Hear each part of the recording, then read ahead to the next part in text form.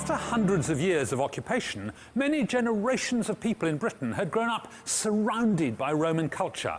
And after a long period of stability, that culture was showing visible signs of wealth, success, and good living.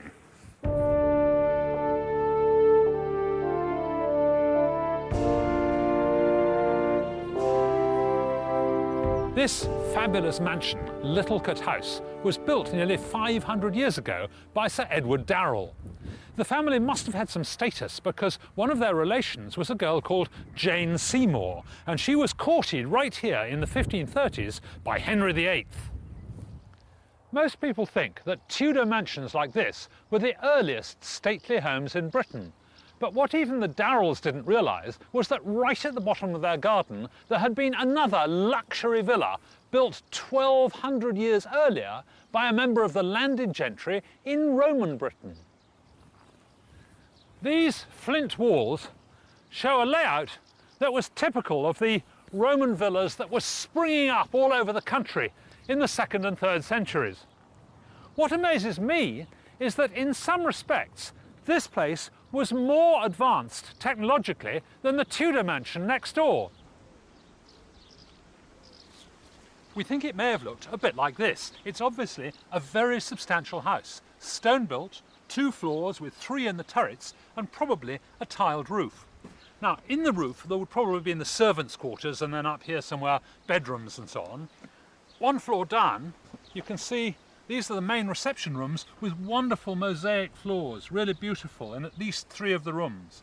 And the high-tech bit comes underneath those floors. Have a look at this. Here we have the hypercaust, the central heating system, with a furnace here and perhaps here, and then the hot air and the smoke and the fumes being drawn out all the way through all these gaps under the floors and up the vents into the roof. Every villa would have had its wonderful mosaic floors. Unfortunately, the ones in the main house have long gone, but down at the other end of the building, one of these wonderful floors survives.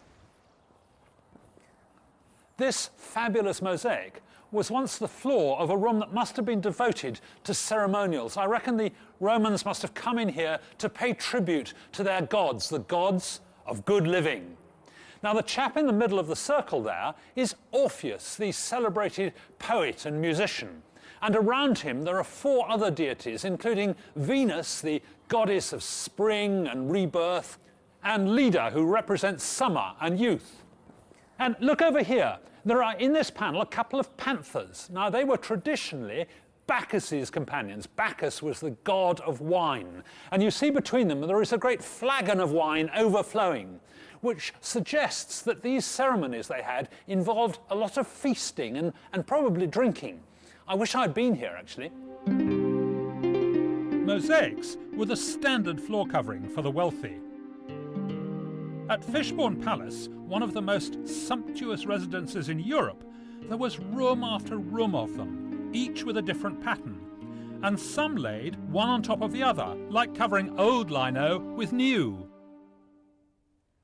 The most important design was usually in the middle of the room. We think this was the dining room. And you see here is Cupid riding on a dolphin carrying a toasting fork.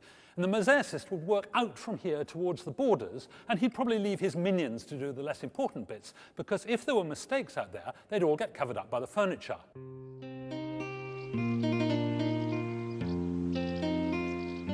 Lavish decoration extended out of the home and into the ornamental gardens too.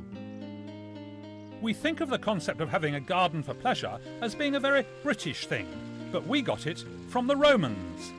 The Celts were using the land around their houses to grow crops, but the wealthy Romans wanted what they had at home: herb gardens, fish ponds, fountains, statues.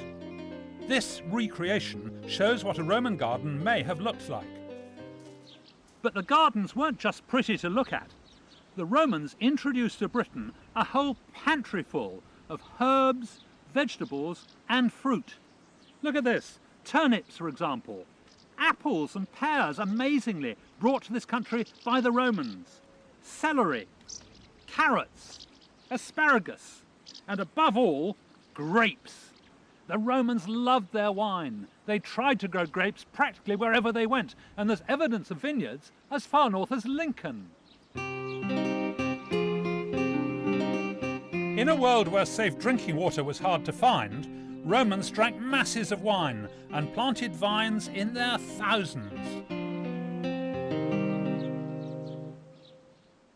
Getting from vine to bottle is quite a complicated business. To begin with, you have to extract the juice from the grapes. You do that first by treading them, which gives you cold feet and a sort of mushy pulp. Then you take that mushy pulp and you put it in a press to squeeze out more of the juice. For centuries they used a lever press. This early type of press used a heavy weight at the end of a beam. However, even with the extra weight of a small boy, the press often failed to exert enough pressure. To solve this problem, the Romans came up with a fantastic high-tech solution. And we've set carpenter Henry Russell the challenge of building it. It's a screw press, where a threaded rod passes through a top beam.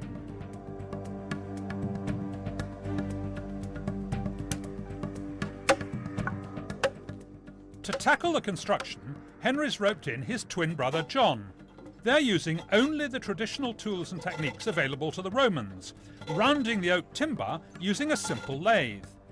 Next, John begins work cutting out the internal thread.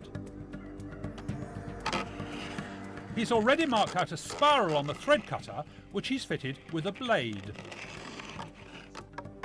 Henry's measuring out a spiral of the same pitch on the external thread and beginning the delicate work of cutting out the helix. The screw press is a fine bit of engineering, but its value is far greater than the Romans ever realised at the time. What they had unwittingly invented was the nut and bolt. So, here's the internal thread. The question is, will the screw fit? If the fit's not snug enough, the press won't work. Ah! Fantastic. That's really neat. It was the Greeks who invented the screw in about the 5th century BC, but it took an unknown Roman to realise the screw's ability to exert pressure. Put the braces in next. Soon, both the Greeks and the Romans were using it to press the juice from olives and grapes, and it was also used to press water from clothes. Right. And there we go. Lovely. Yeah, the next thing is to assemble the basket and the Right. press plate. Right. And at the bottom a tray to collect the juice. Right. You think we're going to get some out of this, do you? I hope so. Okay. Yeah. Disgusting. Okay, I think you can shove the barrel down.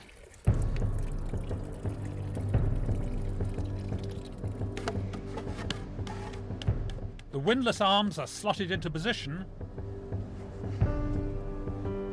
The press plate is lowered, and the press is ready for the final test.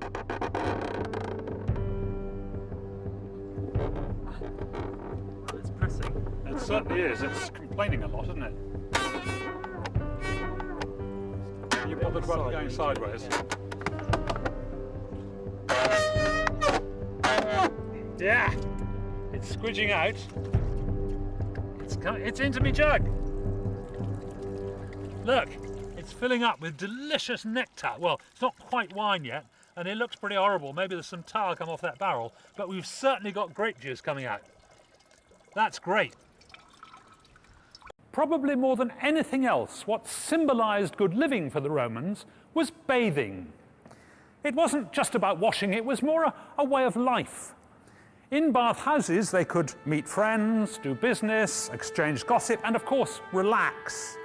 This is the Great Pool at the bathing complex at Bath, or Aqua Sulis, as the Romans called it. Here, the Romans took bathing to the heights of luxury and sophistication. They took advantage of an existing natural hot spring, which was already a Celtic shrine, and converted it into a suite of baths with various different functions. These are the remains of a hot, steamy room, rather like a Turkish bath. And this is what's left of a hot, dry room, rather like a modern sauna.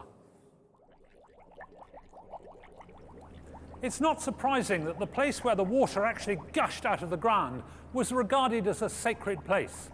Originally, it was dedicated to the Celtic goddess Sulis, but then the Romans came along with their goddess Minerva, and together they combined to create the super deity, Sulis Minerva. The baths are a masterpiece of hydraulic engineering. Today, most of the water's coming out in this single open channel. But 1800 years ago, there were pipes all over the place. Have a look just here. This is an original Roman lead pipe. And if you look, it's got a wonderful seam along here where the edges have been rolled right over tightly. It looks to me as though they pumped the water along here at high pressure. When it emerged from the nozzle, it must have come with invigorating force, giving the people in this bath a terrific pummeling, which they couldn't have experienced again until the whirlpool bath was reinvented hundreds of years later. Of course, Bath was special because it was sitting on top of its own hot spring. But in many other places, the passion for bathing meant they had to bring the water from miles away, and often somewhere quite high up, well above the local river, for example. So how did the Romans get their water? Well, by applying their ingenuity to building some of the finest examples of Roman engineering, the aqueducts. Some of them were spectacular and even a little ostentatious, like the Pont du Gard at Nîmes in France. This three-tiered bridge over the valley carried not just water, but foot passengers and even chariots. Other aqueducts were rather simpler. This green path running between the buttercups along this terrace which the Romans cut out of the hillside marks the position of an aqueduct which snaked its way all along this valley to the military bathhouse in Dorchester. But where did they get their water from? Well, the nearest source was the River Frome, but that was much too low down to be any use. What they needed was a good supply of clean water well above the level of the camp. And what they eventually found was a stream 9 miles away. But the stream was only 10 metres higher than the camp at Dorchester, so their aqueduct had to follow the contours of the hill at a very shallow gradient. Archaeological evidence shows that the aqueduct was constructed of timber-lined channels dug into the hillside and covered over with removable lids topped by turf. It's been estimated that it could have supplied about 13 million gallons a day, more than enough to run several bathhouses and public fountains. This bathhouse is an exact copy of one at Chester's, a fort on Hadrian's Wall. It's the best preserved military bathhouse in Britain, and it was lavishly equipped. It follows the standard Roman system of cold, warm and hot rooms. And back at Wallsend, they've gone the whole hog with the furnace. But how did this extraordinary system work? Well, it's all down to that legendary Roman hypocaust. Right next to the hot room was a great big furnace, and the job of the slaves was to keep this furnace stoked up and blazing furiously. Now, the point of this fire was really twofold. First of all, it heated the water in a great big boiler on top, and that heated up the bath. But also, perhaps more important, if you look in the back there, you can see there's a long tunnel going away. That's where the smoke and the hot air go, and it goes into the hypocaust.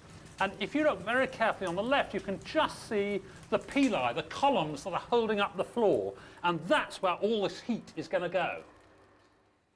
The hypocaust in this building is fully functional, but they've also built a separate section cut away so you can see how it works.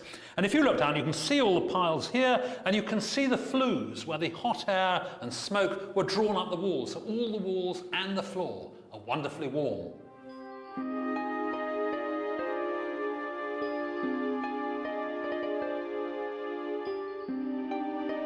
Many of the bathhouses were beautifully decorated with frescoes.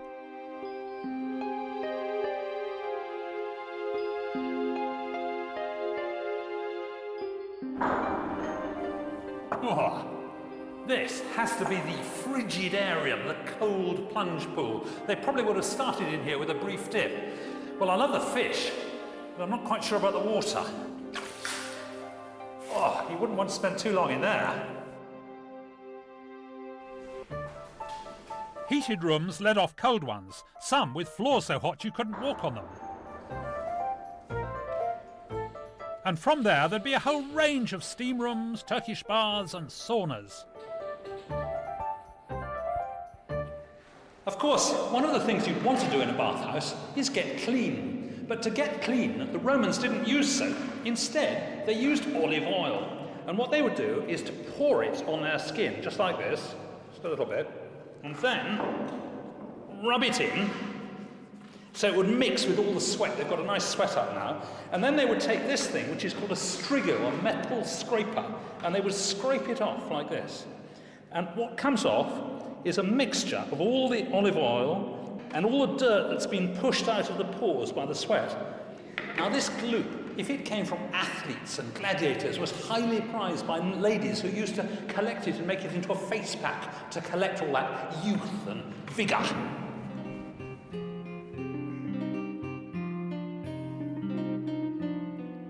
And then there was the Caldarium, the hot room. It's really nice in here. The floor's hot, the walls are warm, and the water, well, it's just like a hot bath. It's lovely. Imagine quite a lot of people in here all having a great time together. You could gamble, you could play board games with your friends. There were snacks like oysters and wine. It was a terrific place for relaxing after all the rigours of camp life. Sometimes we imagine that we invented bathing for pleasure, but the Romans had it all sussed 2,000 years ago. For the wealthy, an afternoon in the bathhouse would be followed by the main meal of the day, and I'm not one to break with tradition. Sally, hello. Hello, What are you hi. doing here? Food historian and chef Sally Granger has agreed to rustle up a Roman banquet for me. Sally's making a stuffing from pepper, coriander, pine kernels and fennel seeds, ground together in a mortarium, a bowl with grit fired into the surface of the clay, which makes short work of grinding spices. Stop now because I need to get the call. Right. The stuffing goes into kidneys, which are then treated to a rather unusual process. They're wrapped in pig's caul. That's the thin white membrane that holds the animal's guts in place. Oh, thanks. Yes, we've all got it. but Right. This is the pigs. Right. Okay, so what are you going to do with that? Well, this is used to wrap the kidney and stop the stuffing escaping. So basically, you lie it down. All Sally's cooking implements are based on archaeological finds, and some are really ingeniously designed. We need the frying pan. Can you pass it to me? Yep. That's a very bizarre thing. Isn't it wonderful? Very, Oh, I very see. efficient. And yes. it locks up like that. Locks in place. Almost certainly army issue. Ah, now on the Light fire. it on the fire, please. Right. A little bit of olive oil, Right. and then we fry off our kidney. You don't need to get it too hot first. I imagine it'll get hot extremely quickly. Will it? I can feel the heat off this fire. Gas mark 5, 20 minutes. 20 minutes or so, it'll No be cooked problem. through. Right, one whole salmon. I'm now going to stuff it with some bay leaves.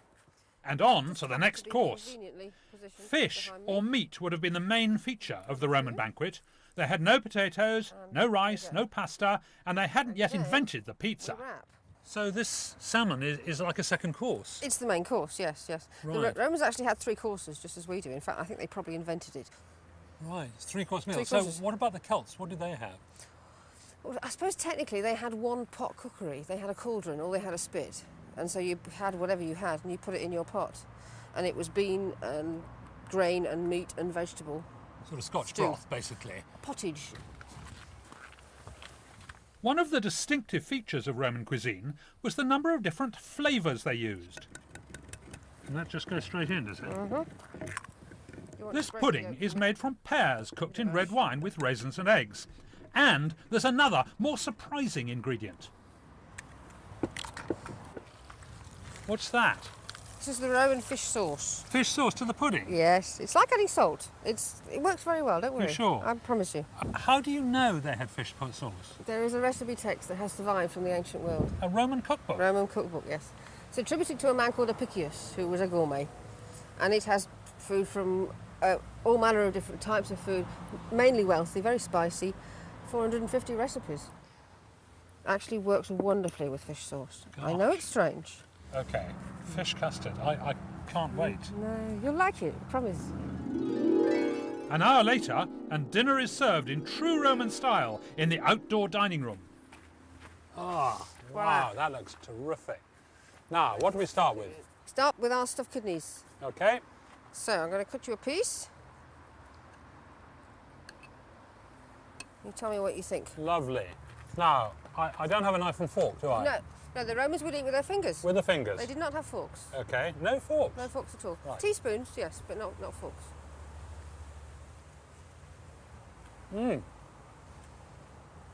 Hey, that's really good. And now for that salmon wrapped in vine leaves. Oh, the There salmon, we great. go. That looks wonderful. I shall just break a little bit off. That's really nice. Succulent, sweet, great. Now, how about the pudding? Ah,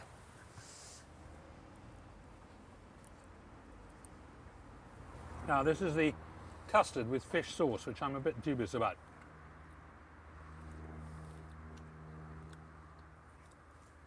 Oh, that's rather good. It's got quite a sharp taste.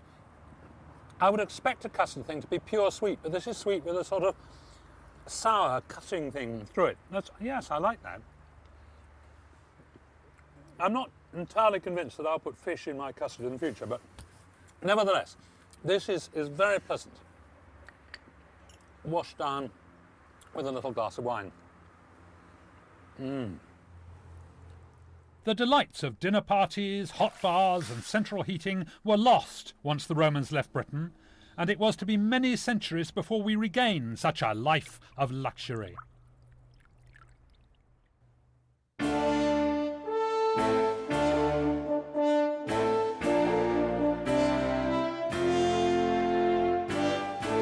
When the Romans focused the might of their military machine on the ancient Britons, it was no wonder resistance was weak. Adam looks at the engineering skills behind their warmongering next on History.